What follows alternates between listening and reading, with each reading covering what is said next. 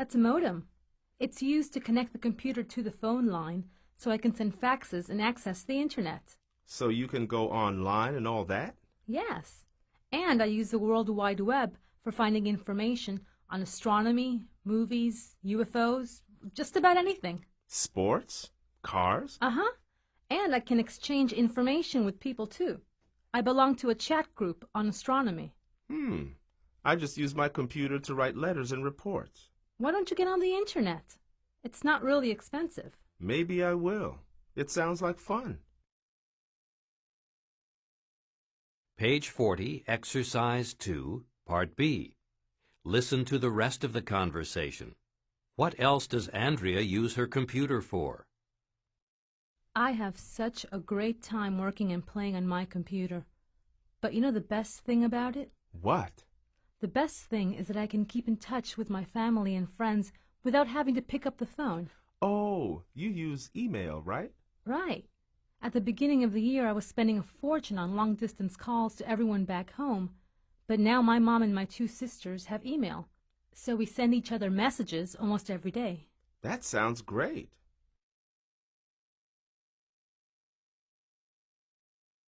Page 41, Exercise 3, Grammar Focus. Infinitives and gerunds.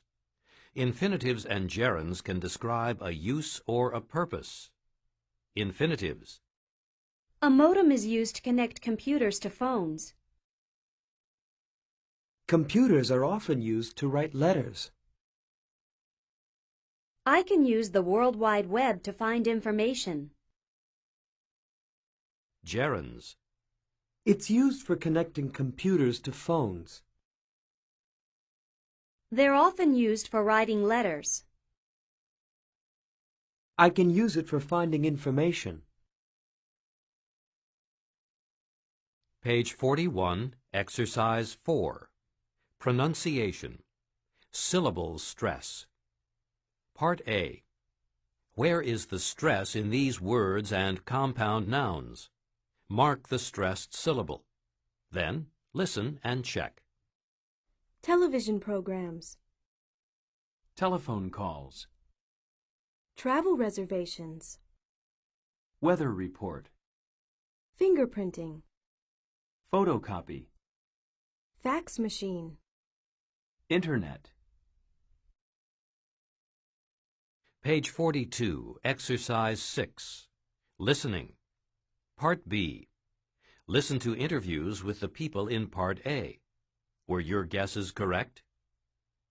My name is Sandy Watson, and I'm a police officer. I analyze crime patterns. In other words, my job is to use the computer to try to guess when a crime will probably happen in a neighborhood. I can also find out the kind of crime and who the criminal might be. I start with a map of a neighborhood on the computer, which shows where crimes have happened in the past. Then I put into the computer all the information we have about criminals, their addresses, the crimes they've committed in the past, that sort of thing. Then the computer will figure out when a criminal is likely to commit a crime, where and when.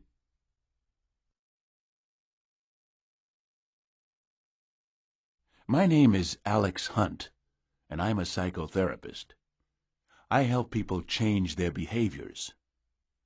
There are people who have all kinds of fears, like a fear of heights, or a fear of leaving the house, or even a fear of dogs. I use a computer fitted with virtual reality equipment, a special kind of visor you wear over your eyes so that you think you're really in a different place. You see things that the computer shows you, and you think the things are real. For example, when I treat someone who's afraid of heights, the patient puts on the virtual reality rig, and I can train them to think they're looking down from a very high balcony or riding up 49 floors in a glass-walled elevator on the side of a building. After a while, they get used to the feeling, and they can deal with real heights when they go out into the real world.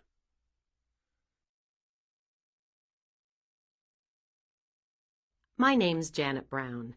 I teach at a medical school, and I use computers to cut down on my teaching time. Instead of lecturing to students in a lecture hall, students go to a computer learning center where a lot of their courses are on CD-ROM. They can also log on to our database and review all they need to know about something instead of having to go to the library.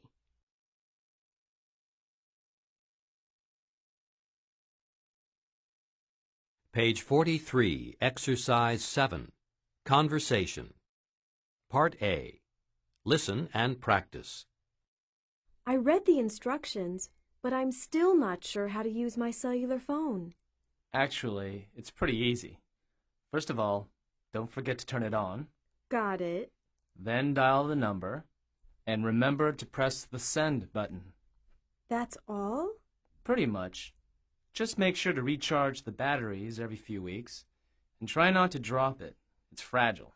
Good advice. And one more thing, be sure to pay the phone bill every month.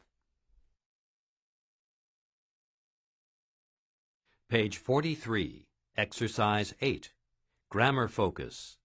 Infinitive complements. Don't forget to turn it on.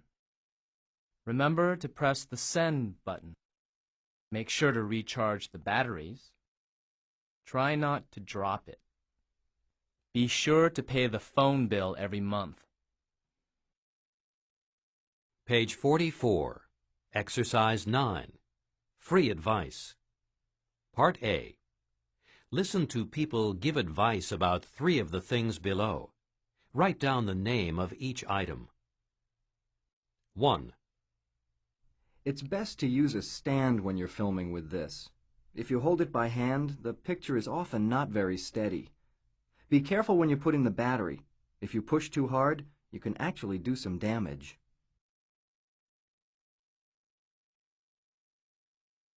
2. Remember to wear protective gear whenever you use them. You can easily fall and hurt yourself. And make sure to skate on a flat surface, such as a parking lot, a tennis court, or a basketball court.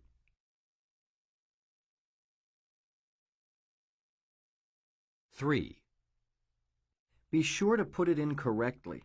Then, punch in your secret code. Remember to press enter.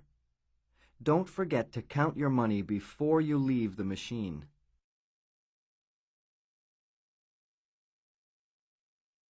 Page 44, Exercise 9. Part B. Listen again. Complete the chart with a piece of advice for each item. Then compare answers with classmates. 1. It's best to use a stand when you're filming with this. If you hold it by hand, the picture is often not very steady. Be careful when you put in the battery. If you push too hard, you can actually do some damage.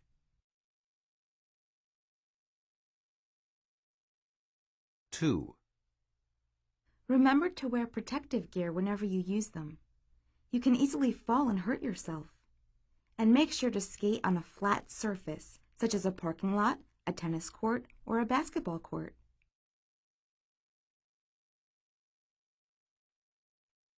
3. Be sure to put it in correctly. Then, punch in your secret code. Remember to press enter. Don't forget to count your money before you leave the machine.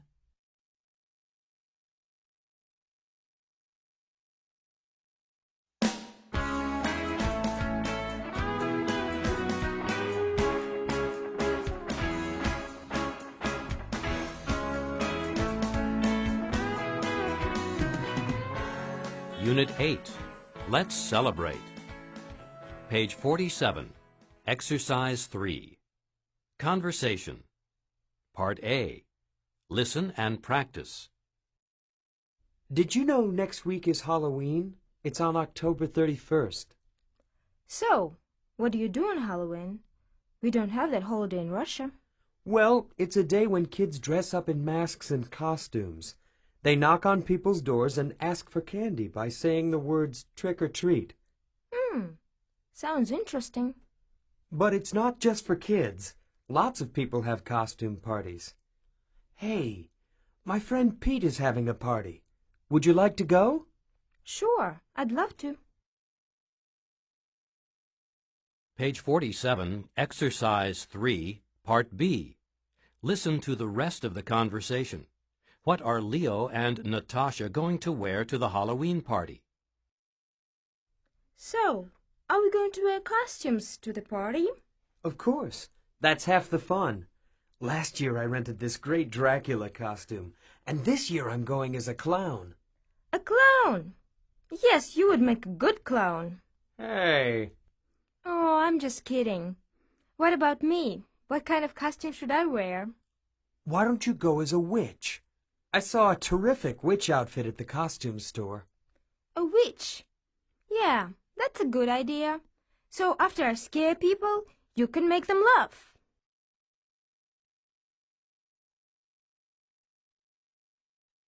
Page 47, Exercise 4, Grammar Focus. Relative clauses of time. Halloween is a day when kids in the United States dress up in masks and costumes. November 2nd is the day when Mexicans observe the Day of the Dead. Fall is the season when people in the United States and Canada celebrate Thanksgiving. Page 48, Exercise 5, Listening. Mike has just returned from Brazil. Listen to him talk about Carnival. Take notes to answer these questions. What is Carnival? How long does it last? When is it? What is the best part about it? What is the samba?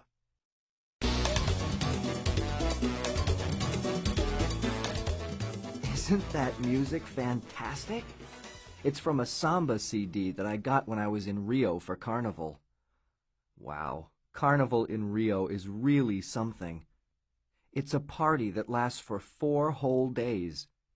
It's held in late February or early March, but you need to book your hotel way in advance because hotels fill up really quickly. There are carnivals all over Brazil, but the most famous one is in Rio. The whole city is decorated with colored lights and streamers. It's really beautiful. Everyone is very friendly, especially to visitors from other countries. The best part about Carnival is the big parade. The costumes are unbelievable. People work on them for months. It's really fantastic to watch. Everyone dances the samba in the streets. I'd really recommend you go to Rio for Carnival if you ever have the chance.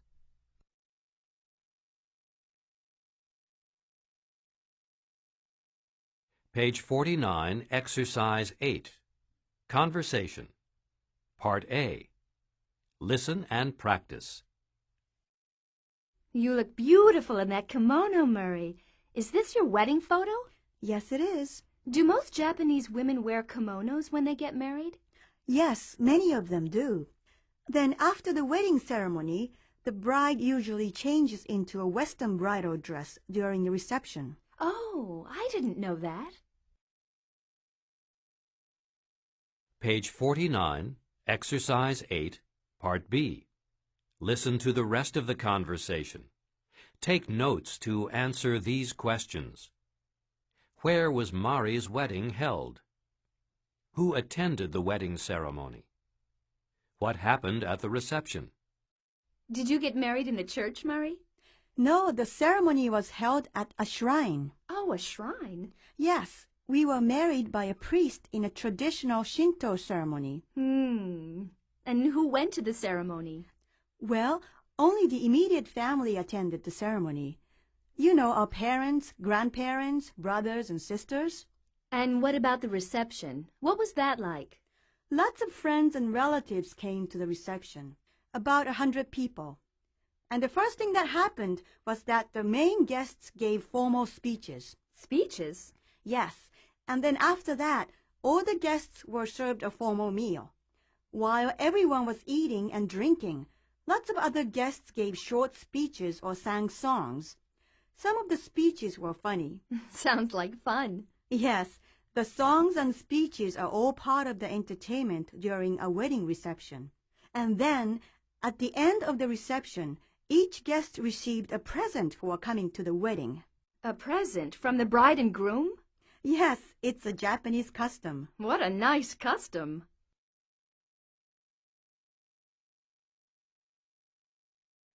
Page 49, Exercise 9. Pronunciation. Stress and rhythm. Part A. Listen and practice. The words with the most important information in a sentence are usually stressed. When women get married in Japan, they usually wear kimonos. After the wedding ceremony, they change into Western clothes. Page 49, Exercise 9, Part B. Pair work. Mark the stress in these sentences. Listen and check. Then practice the sentences. Halloween is a day when children go trick-or-treating. On Thanksgiving Day, Americans eat turkey and cranberry sauce. When people have birthdays, they usually get presents from friends. June is a month when many young people like to get married. Page 50, Exercise 10. Grammar focus. Adverbial clauses of time. Before a Japanese couple gets married, they send wedding announcements. When they get married, they usually wear kimonos. After they return from the honeymoon, they move into their own home.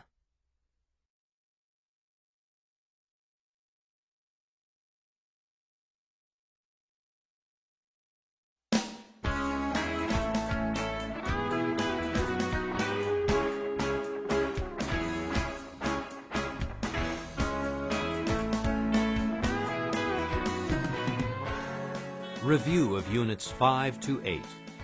Page 53, Exercise 6. Listening. Part A. Listen to some information about unusual marriage customs. Check true or false for each statement. 1. You know, this book about unusual marriage customs is really interesting. Oh, yeah? Listen to this. It talks about this Indian tribe in Paraguay. Uh-huh. When two women in the tribe want to marry the same man, guess what they do? I have no idea. What? They have a boxing match and fight until one of them wins. And the prize is a husband? Of course.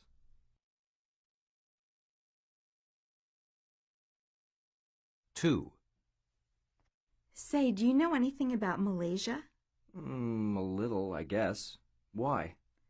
Well, when people get married in Malaysia, they have to eat rice during the ceremony. Yeah? What's so strange about that? It's uncooked rice.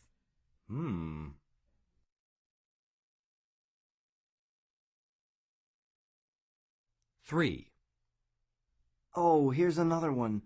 Don't laugh, but I think this is really romantic.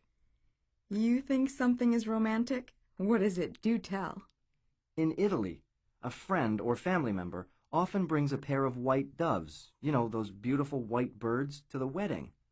After the ceremony, the cage is opened and the doves fly into the air. The birds symbolize the couple's love and happiness. You're right. That is romantic.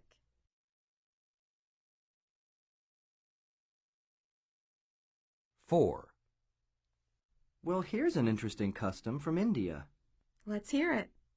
There's a special Hindu water pouring ceremony during the wedding. And what happens? Well, when the Indian bride and groom are married, someone pours lots of water over both of them at the same time. Why do they do that? It says here that it brings the couple closer together. Interesting.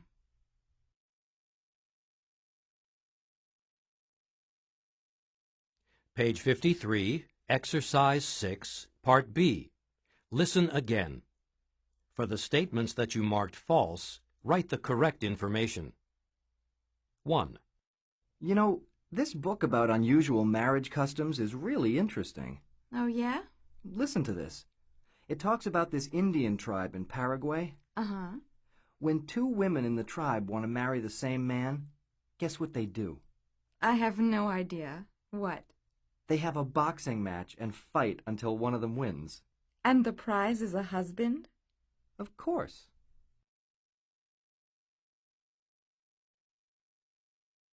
2. Say, do you know anything about Malaysia? A little, I guess. Why? Well, when people get married in Malaysia, they have to eat rice during the ceremony. Yeah? What's so strange about that? It's uncooked rice.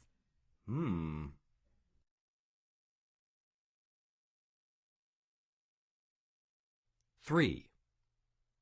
Oh, here's another one. Don't laugh, but I think this is really romantic. You think something is romantic? What is it? Do tell. In Italy, a friend or family member often brings a pair of white doves, you know, those beautiful white birds, to the wedding. After the ceremony, the cage is opened and the doves fly into the air.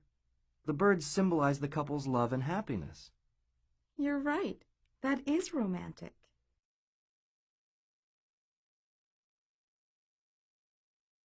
4. Well, here's an interesting custom from India. Let's hear it. There's a special Hindu water pouring ceremony during the wedding. And what happens? Well, when the Indian bride and groom are married, someone pours lots of water over both of them at the same time. Why did they do that? It says here that it brings the couple closer together. Interesting.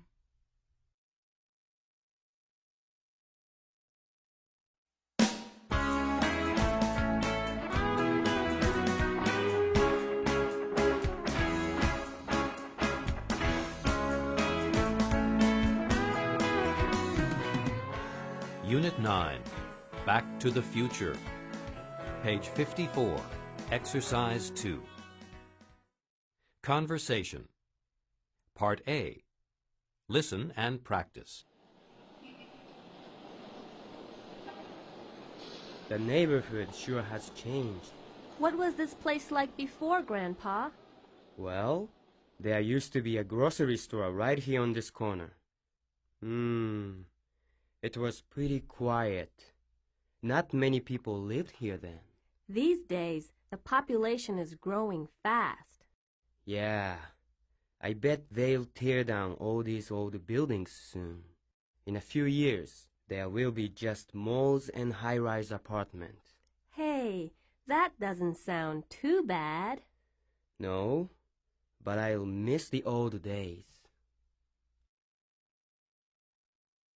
Page 55, Exercise 3.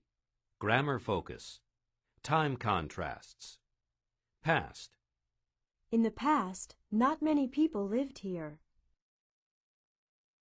Present. These days, the population is growing fast. Future.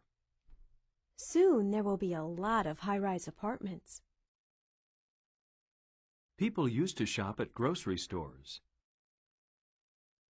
Today, people shop at supermarkets. In 20 years, people might buy groceries by computer. 50 years ago, people lived to around 60. Nowadays, people live to about 75.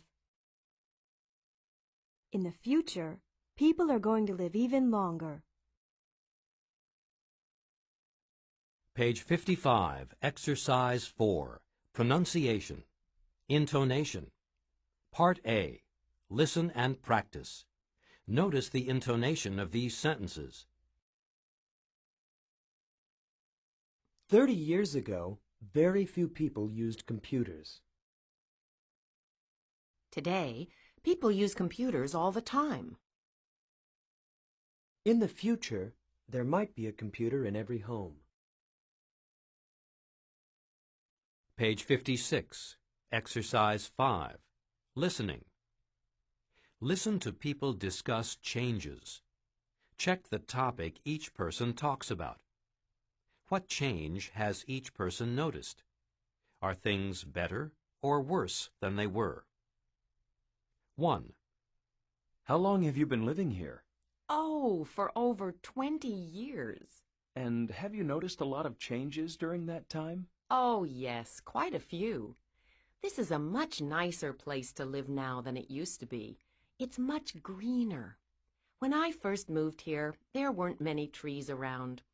But over the last few years, the city has planted trees everywhere. It's made such a difference.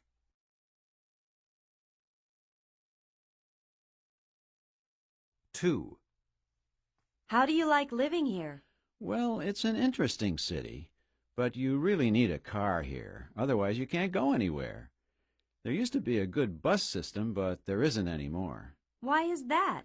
Oh, I think they expect everyone to have a car, so they don't bother to provide decent bus service. It's getting worse and worse. These days, you have to wait for ages for a bus. And when one finally shows up, it's usually full.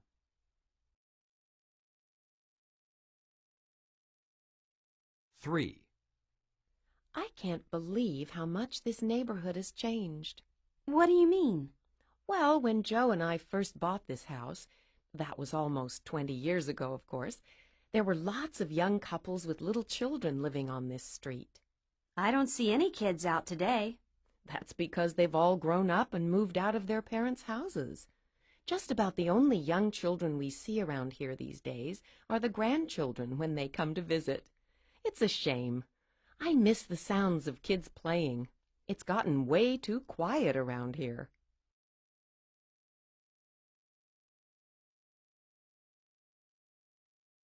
Page 57, Exercise 8. Conversation. Part A. Listen and practice. Ugh, I feel awful. I really have to stop smoking. So why don't you quit? Well, if I quit, I might gain weight. A lot of people do, but... And if I gain weight, I won't be able to fit into any of my clothes. Well, you can always go on a diet. Oh, no, I'm terrible at losing weight on diets. So if my clothes don't fit, I'll have to buy new ones. I'll have to get a part-time job, and... Listen, it is hard to quit, but it's not that hard. Do you want to know how I did it? Page 57, Exercise 8, Part B. Listen to the rest of the conversation. What advice does Luis give Jody? How does Jody respond? Well, giving up smoking isn't really as hard as you think. I managed to do it, so it can't be that difficult. You should try nicotine gum. You chew it just like regular chewing gum, and you don't feel like smoking. Well, I guess it's worth a try.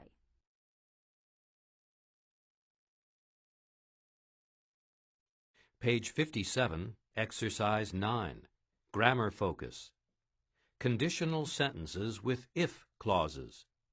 Conditional sentences can describe situations and consequences that are possible in the present or future.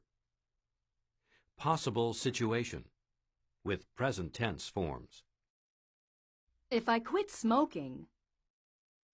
Consequence with future modals will, may, or might. I might gain weight. If I quit smoking, I might gain weight. If I gain weight, I won't be able to fit into my clothes. If my clothes don't fit, I'll have to buy new ones. If you get a part-time job, you may be able to save some money.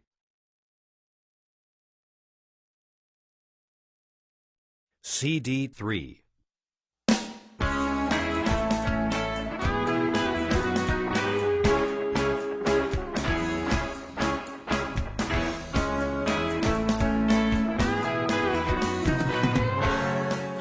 Review of Units 9 to 12. Page 79. Exercise 4. Listening. Listen to people on a TV game show answer questions about Spain. What are the answers? Complete the chart.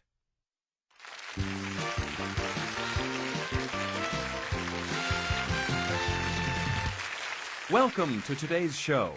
The rules of the game are simple.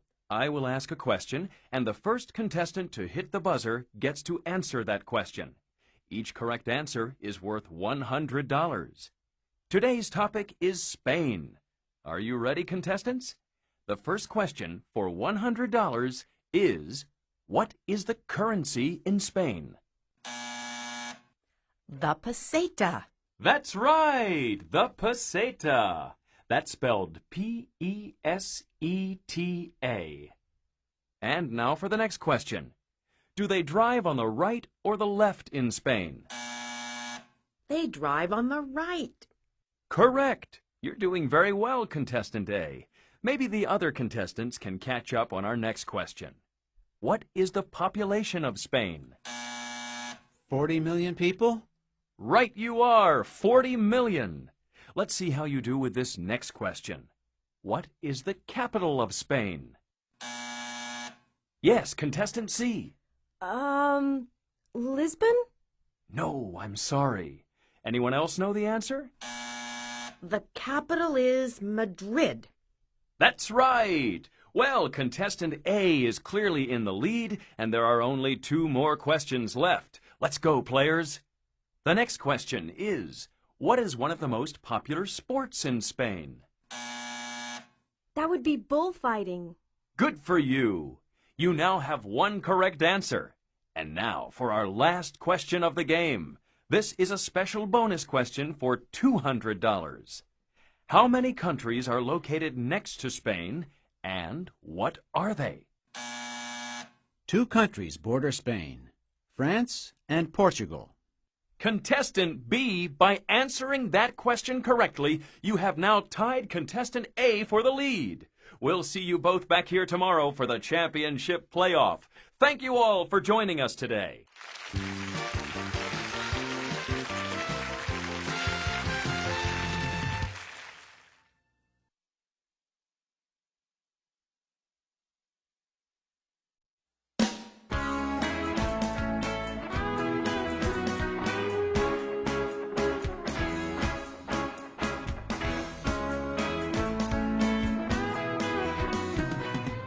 Unit 10. I don't like working on weekends. Page 60. Exercise 2. Conversation. Part A. Listen and practice.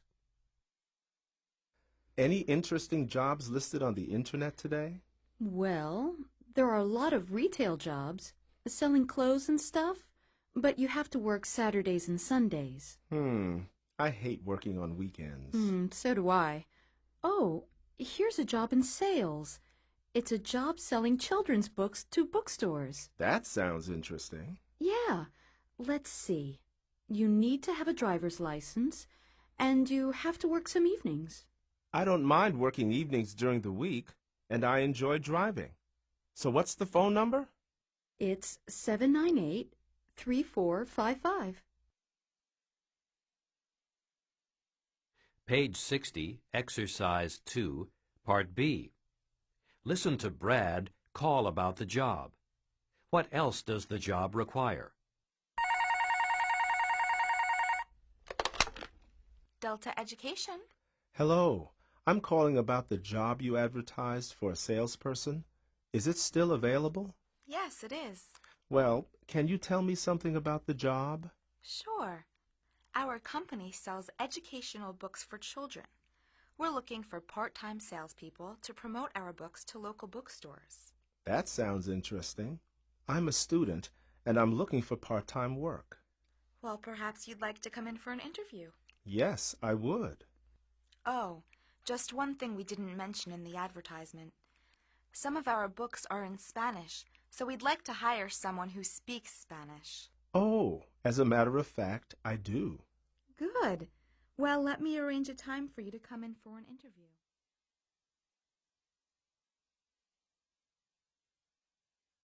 Page 61. Exercise 3. Grammar focus. Gerunds. Short responses. Affirmative statements with gerunds. I like driving. Agree. So do I. Disagree. Oh, I don't. I hate working on weekends. So do I. Really? I like it. I'm good at using computers. So am I. Gee, I'm not. Negative statements with gerunds. I don't mind working evenings. Agree. Neither do I. Disagree. Well, I do. I'm not good at writing reports. Neither am I. I am. I can't stand making mistakes. Neither can I. Oh, I don't mind. Other verbs or phrases followed by gerunds. Love. Enjoy. Be interested in. Page 61, Exercise 4. Pronunciation. Not, don't, and can't. Part A. Listen and practice. Notice how the final T in not, don't, and can't is not released. I'm not good at filing and typing. I don't like doing sales work. I can't stand working from 9 to 5. Page 62, Exercise 5. Listening. Job hunting. Part A. Listen to people talk about the kind of work they are looking for. Check the job that would be best for each person. 1. So what kind of job are you looking for? Well, I haven't made up my mind. I love working with people, and I love traveling. I don't want a job where I'm stuck in an office all day. I want to get out and see the world. Are you interested in working in business? That's where you can sometimes make good money. I'm not really interested in making a lot of money at this point in my life. I'll worry about that later.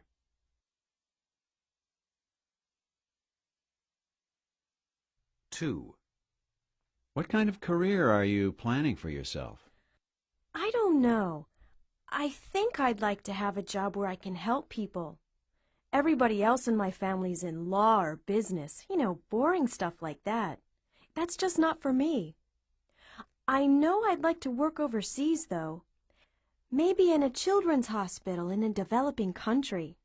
But that's a long way away. I have to get into medical school first, and that's not going to be easy.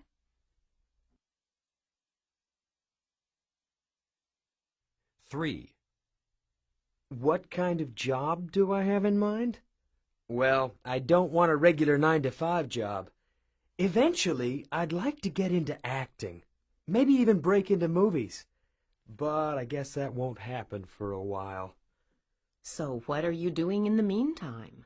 Well, I work out at the gym nearly every day. I need to be really fit. And I'm taking acting lessons as well, so that I feel comfortable in front of a crowd. I just had some pictures taken to show to agents in the city. Would you like to see them? Sure.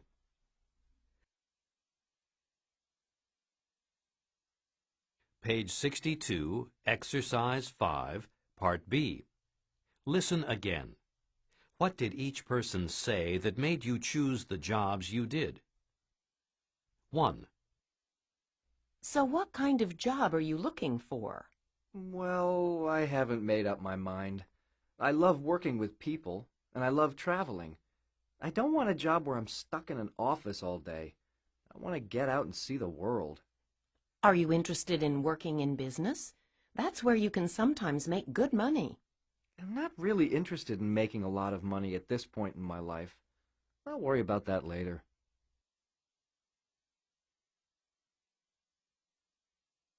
2.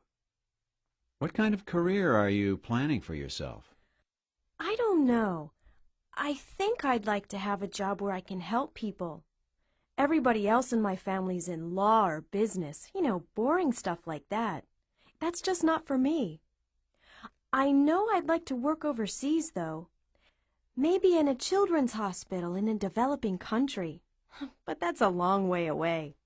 I have to get into medical school first, and that's not going to be easy.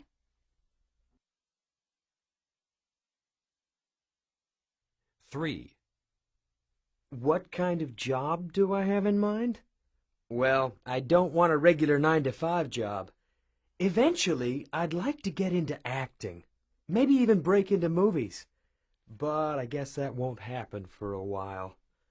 So what are you doing in the meantime? Well, I work out at the gym nearly every day. I need to be really fit. And I'm taking acting lessons as well, so that I feel comfortable in front of a crowd. I just had some pictures taken to show to agents in the city. Would you like to see them? Sure.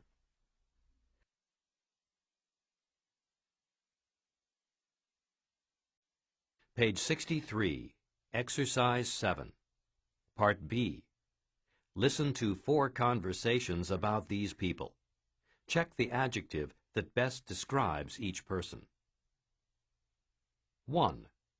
A boss. How do you like your new boss? She's okay. I just wish she'd learn to lighten up a little. What do you mean? Oh, she never enjoys a joke. She never laughs. It's hard to even get a smile out of her.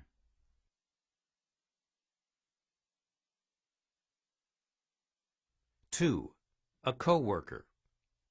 Look what Mary gave me. Isn't this a great book? Yeah, it is. Mary's so sweet. She's always giving her friends and co-workers presents. I wish there were more people like her in this world.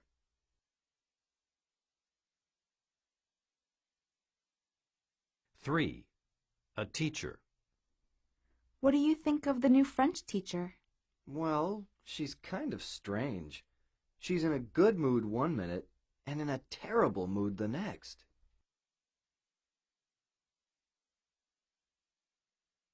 4. A relative. Hey, what's wrong? I'm fed up with my brother. It seems as if he's always angry at me about something. Really? Yeah, he gets upset so easily. I don't know what's the matter with him.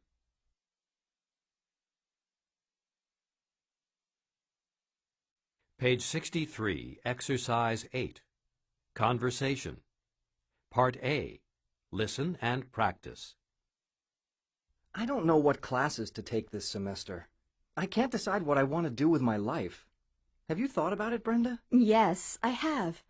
I think I'd make a good journalist because I love writing.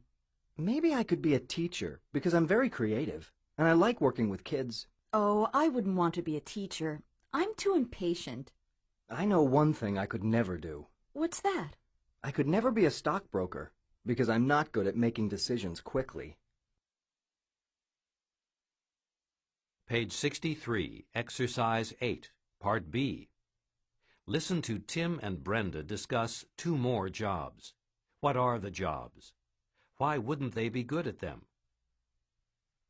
My history professor says I should think about a career in politics, but I don't think I'd make a good politician. Why not, Brenda? Oh, you know me. I'm terrible at speaking in front of a lot of people. You know, like giving speeches and things. And politicians have to speak in public all the time. That's true. You know, that reminds me of a problem I'm having. What is it? You know my parents have a really successful restaurant, right? Well, my father wants me to be the manager. And you don't want to? No, not at all. I'd be a terrible manager. I'm much too disorganized.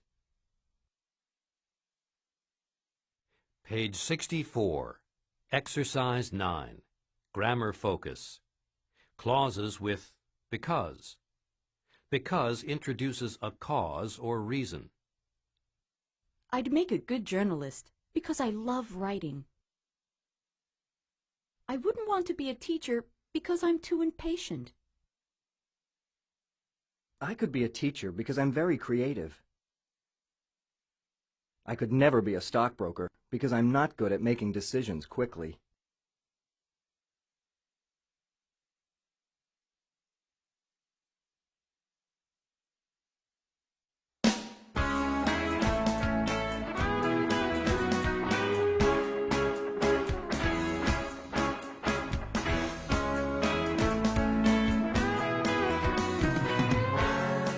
Unit 11. It's really worth seeing. Page 66. Exercise 2. Conversation. Sightseeing. Part A. Listen and practice.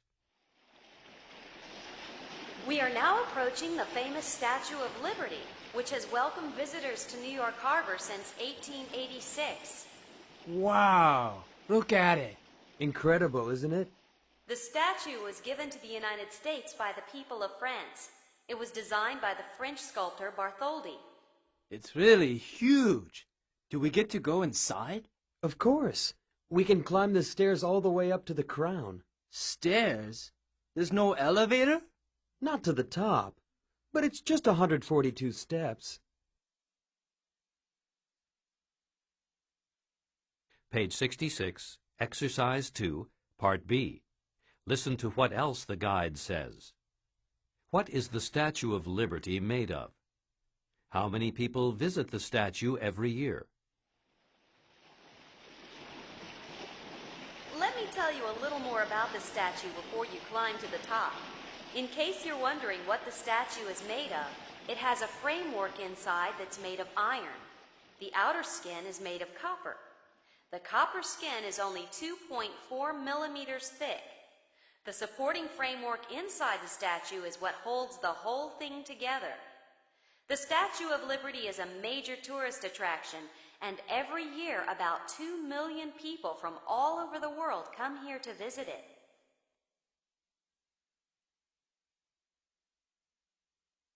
Page 67, Exercise 3, Grammar Focus. Passive with by, simple past. The passive changes the focus of a sentence. For the simple past, use the past of be plus past participle. Active. Bartholdi designed the Statue of Liberty. Passive. The Statue of Liberty was designed by Bartholdi. Active. The French gave the statue to the U.S. in 1886. Passive.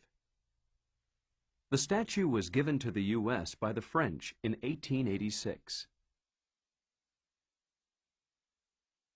Page 68, Exercise 5, Pronunciation, Linked Sounds. Part A. Listen and practice. Final consonant sounds are often linked to the vowel sounds that follow them.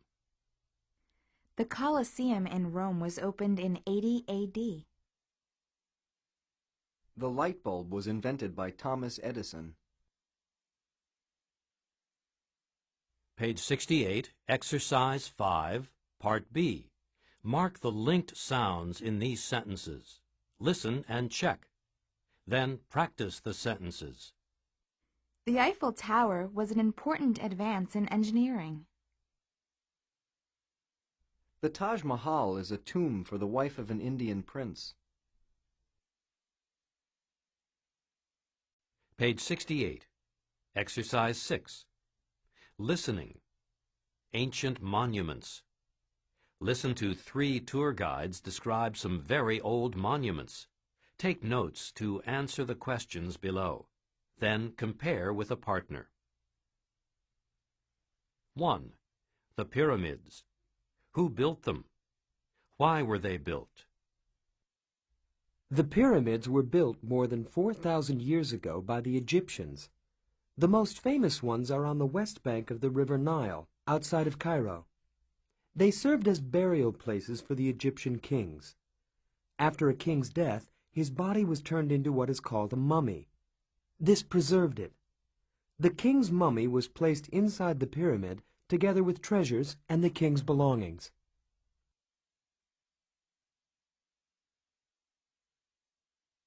Two. Machu Picchu. When was it begun? When was it discovered? Machu Picchu is an ancient Inca city in Peru. Construction of the city started in 1450. The ruins are about 2,400 meters above sea level. That's about 7,800 feet. The city covers about 13 square kilometers. That's about 5 square miles. For centuries, the city was buried in the jungle and wasn't discovered again until 1911. Today, Machu Picchu is one of the most famous tourist attractions in all of South America.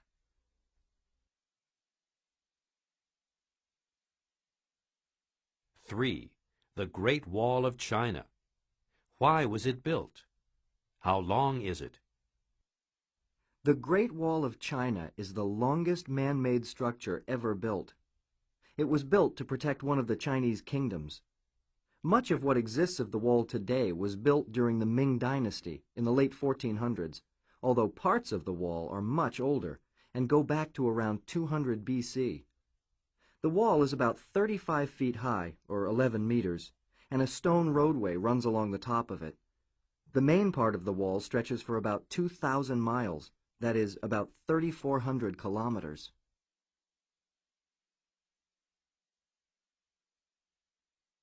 Page 69, Exercise 8.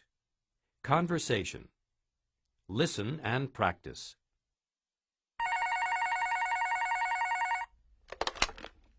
Hello? Oh, hello. I need some information. What currency is used in Japan? Where? In Japan. I'm not sure. Isn't it the yen?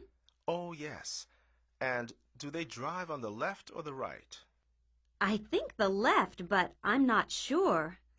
Oh. Well, is English spoken much there? I really have no idea. Huh? Well, what about credit cards? Are American Express cards accepted there? How would I know? Well, you're a travel agent, aren't you? What? A travel agent? This is Linda's hair salon. Oh, sorry. Wrong number. Page 69. Exercise 9. Grammar focus. Passive without by. Simple present.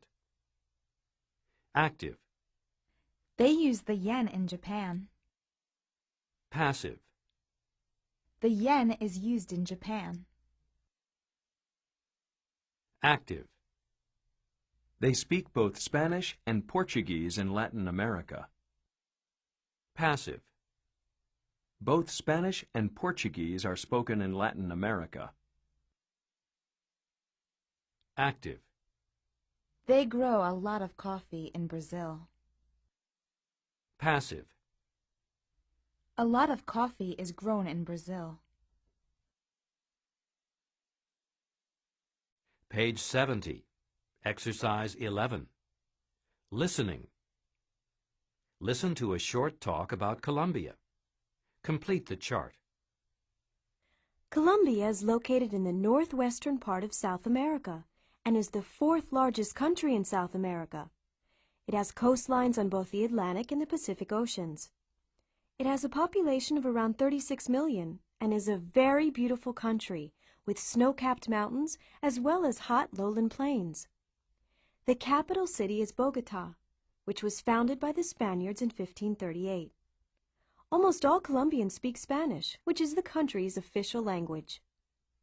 The religion of the majority of the population is Roman Catholic. Some of the most important industries are textiles and clothing. Other industries include mining and oil.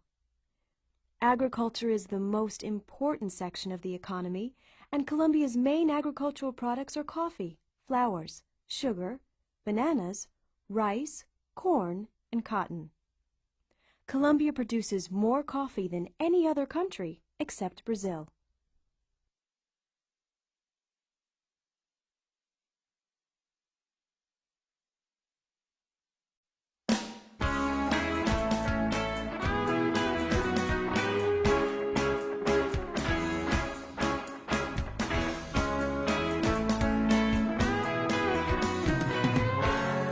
Unit 12. It's been a long time. Page 72. Exercise 2. Conversation. Part A. Listen and practice. How did you get into modeling, Stacy? Well, when I graduated from drama school, I moved to Los Angeles to look for work as an actress. I was going to auditions every day, but I never got any parts. And I was running out of money. So, what did you do? I got a job as a waitress in a seafood restaurant. While I was working there, a customer offered me some work as a model. Within a few weeks, I was modeling full-time. Wow, what a lucky break. Page 72, Exercise 2, Part B. Listen to the rest of the conversation. What did Richard do after he graduated? What does he do now? So, Richard, what did you do after you graduated? Well, I majored in English literature in college. Uh-huh. So when I graduated, I tried to make my living as a writer. Oh, really? Yeah. See, I've written a novel, and I've sent it to 8 different publishers, but they all, rejected it. Say, would you like to read it, Stacy? I have it right here with me. Well, I'd love to read it, Richard, but not right now. So do you have a job or anything? Oh, yes. I'm in sales. Oh, where? Actually, I'm a sales clerk in a hardware store. But when my novel sells, I know I'll be a best-selling author and I'll make lots of money.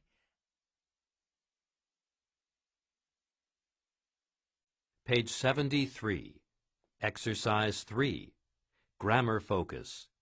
Past continuous versus simple past. Past continuous, for an action in progress in the past. I was going to auditions every day. Simple past, for a completed action. But I never got any parts. I was going to auditions every day, but I never got any parts. I was running out of money when I got a job as a waitress. While I was working at the restaurant, a customer offered me a job as a model. Page 74, Exercise 4. Listening. Lucky breaks.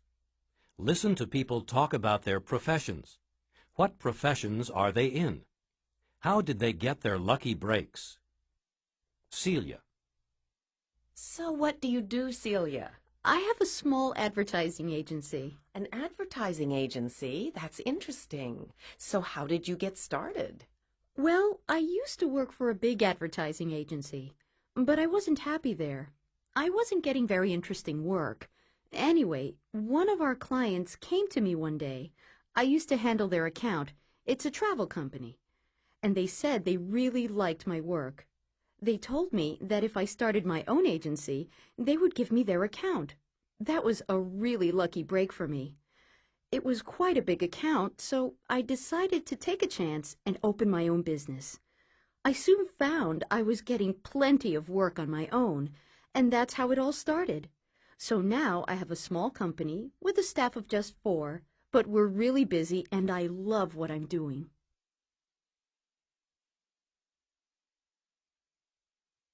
Rodney. What do you do, Rodney? I have my own language school. Is that right?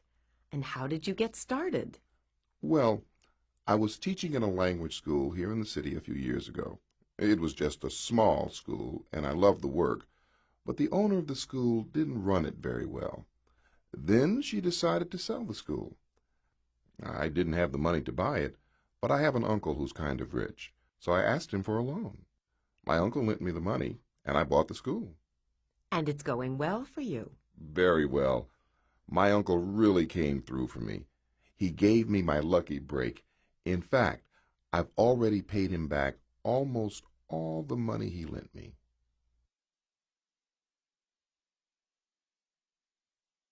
Victor. What do you do, Victor? I'm a writer. What do you write? I write plays and fiction, short stories mainly, as well as magazine articles. Have you been writing full-time for long? About 5 years. And how did you become a writer? Well, I used to work for a company. I was living in Los Angeles at the time. I was writing company reports, brochures, that kind of thing, and I wrote for my own pleasure, you know, as a hobby. One day I entered a short story of mine in a magazine contest, and my story won first prize. The editor of the magazine liked my story so much that she asked me to write another one, and paid me for it.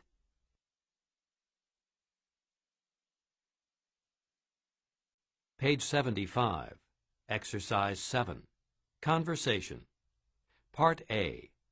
Listen and practice. Hey, Joan, I haven't seen you in ages. What have you been doing lately? Nothing exciting. I've been working 2 jobs for the last 6 months. How come? I'm saving up money for a trip to Europe. Well, I've only been spending money. I quit my job to go to graduate school. I'm studying journalism. Really? How long have you been doing that? For 2 years. Luckily, I finish next month. I'm almost out of money. Page 75, Exercise 7, Part B. Listen to 2 other people at the party. What has happened since they last saw each other? Hey, Bob, how's it going? Pretty good, thanks. I haven't seen you for a while. What have you been up to? Well, I've been looking for a house to buy. I finally found one last month. I move in next week. Gee, that's terrific. Yeah, I'm really tired of dealing with landlords. So what have you been doing lately? Well, I just got back from a vacation in Italy. Italy? Whereabouts in Italy? Mostly in the north, around Milan. I have a cousin up there. I see. Did you have a good time? Yeah, it was great. In fact, I just got engaged to a guy I met there. You're kidding! Well, that must have been some vacation.